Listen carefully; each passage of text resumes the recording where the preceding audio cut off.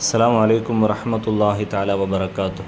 புனிதமான ரமலானிலே அல்லாஹு தாலா ஓர் இரவை 1000 மாதங்களை சிறந்ததாக குர்ஆனிலே குறிக்காட்டுகிறான். அதாவது அந்த இரவை பிடித்து விட்டால் அந்த இரவில் இபாதத்து செய்பவர்கள் கிட்டத்தட்ட 83 வருடங்களுக்கும் அதிகமான வருடங்கள் இபாதத்து செய்தவர்களாக அல்லாஹுவிடத்தில் பார்க்கப்படுகிறார்கள் என்று குர்ஆன் பேசுகிறது. அப்படிப்பட்ட அந்த இரவை பற்றி நபியவர்கள் சொல்லும் பொழுது ரமலானின் கடைசி பத்திலே தேடச் சொன்னார்கள். இன்னும் சில ஹதீஸ்களில் ஒற்றைப்படை இரவுகளிலே தேடி பார்க்க சொன்னார்கள். பொதுவாகவே ரமலான் முழுவதும் இபாதத்து செய்யப்பட வேண்டிய மாதம்தான். அதிலும் குறிப்பாக கடைசி 10 நாட்களை மிக அதிகமாக இபாதத்துகளில் நாம் பயன்படுத்த வேண்டும். இன்னும் குறிப்பாக ஒற்றைப்படை இரவுகளில் கடைசி 10 உண்டான ஒற்றைப்படை இரவுகளை முழுமையாக இபாதத்துகளால் நாம் அலங்கரிக்க வேண்டும்.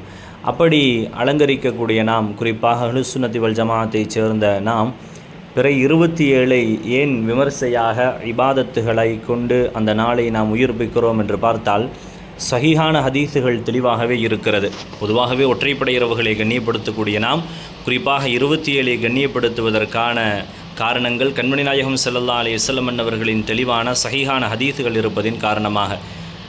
புகாரியிலே 4470வது ஹதீஸை காண முடியும். ஒரு நீண்ட ஒரு ஹதீஸ். அந்த ஹதீஸிலே ஹஸரத் பிலால் ரலியல்லாஹு அன்ஹு அன்னவர்கள் லைலத்துல் கத்ர் இரவு ரமலானின் கடைசி 10 7வது இரவில் கிடைக்கும் என்று தெரிவித்த ஹதீஸை புகாரியிலே 4470வது ஹதீஸாக நம்மால் காண முடியும்.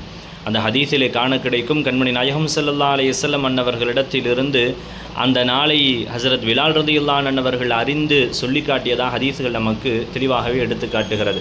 அதே போன்று உபய் இப்னு கஅப் ரலியல்லாஹு அன்ஹு அறிவித்து காட்டுகிறார்கள், அல்லாஹ்வின் மீது சத்தியமாக எந்த இரவு லைலத்துல் கத்ர் என்று நான் நிச்சயமாக அறிவேன். அல்லாஹ்வின் தூதர் ஸல்லல்லாஹு அலைஹி வஸல்லம் அவர்கள் நின்று வணங்க வேண்டும் என்று கட்டளையிட்ட அந்த இரவு 27ஆம் இரவு தான். அதனுடைய அடையாளம் அடுத்த நாள் காலை சூரியன் அதிக பிரகாசம் இல்லாமல் இருக்கும் என்பதாக உபய் இப்னு கஅப் ரலியல்லாஹு அன்ஹு அவர்கள் கூறியதை முஸ்லிமிலே 1272வது ஹதீஸாக பதிவு செய்யப்படுகிறது. இன்னும் நிறைய ஹதீஸுகள் இருக்கிறது. உபய் இப்னு கஅப் ரலியல்லாஹு அன்ஹு அவர்கள் அதே போன்ற கருத்தை கொண்ட இன்னொரு ஹதீஸை அறிவிக்கிறார்கள். அது அபுதாவுதிலே 1170, திருமதியிலே 723, முஸ்லிமிலே 1999 என நிறைய ஹதீஸுகள் லைலத்துல் கத்ர் 27ஆம் இரவில் தான் இருக்கிறது என சஹாபாக்கள் சில இடங்களில் சத்தியமிட்டு சொன்ன ஹதீஸுகளை எல்லாம் நாம் காண முடியும். அதன் அடிப்படையில் தான் லைலத்துல் கத்ர் என்பது 27இல் இருக்கலாம் என்ற அடிப்படையில் பெரும்பான்மையாக அஹ்லுஸ் சுன்னத்தி வல் ஜமாஅத்தினர்கள் அந்த இரவை கண்ணியப்படுத்துகிறார்கள். அதல்லாமல் அது மட்டும் போது மற்ற நாட்களில் இபாதத்து செய்ய வேண்டாம் என்றெல்லாம் அஹ்லுஸ் சுன்னத்தி வல் ஜமாஅத் சொல்லவில்லை. மற்ற ஒற்றைப்படைகள் மட்டுமல்ல, ரமலான் முழுவதுமே இபாதத்துகள் நிரப்பமாக செய்ய வேண்டும். வாழ்க்கை முழுவதும் இபாதத்து செய்ய வேண்டும். குறிப்பாக ரமலானின் கடைசி 10 அதிலும் ஒற்றைப்படை இரவுகள், அதிலும் குறிப்பாக 27ஆம் இரவு என்றுதான் அஹ்லுஸ் சுன்னத்தி வல் ஜமாஅத்தினர்கள் தெளிவாகவே சொல்கிறார்கள்.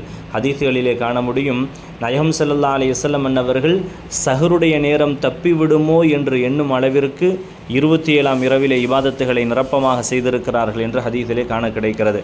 ஆக லைலத்துல் கத்ருடைய இரவு என்பது ஒற்றைப்படை இரவுகளில் குறிப்பாக 27ஆம் இரவில் இருக்கிறது என்பது சஹீஹான இந்த ஹதீஸுகளை கொண்டுதான் அஹ்லுஸ் சுன்னத்தி வல் ஜமாஅத்தினர்கள் கடைபிடித்து வருகிறார்கள் என்பதை நாம் உணர வேண்டும். அல்லாஹு தஆலா லைலத்துல் கத்ரை சிறப்பாக அறிந்து புரிந்து அடையக்கூடிய நல்ல நசீபுள்ளவர்களாக அத்துணை நபர்களையும் ஆக்கி அருள் புரிவானாக. அஸ்ஸலாமு அலைக்கும் வரஹ்மத்துல்லாஹ்.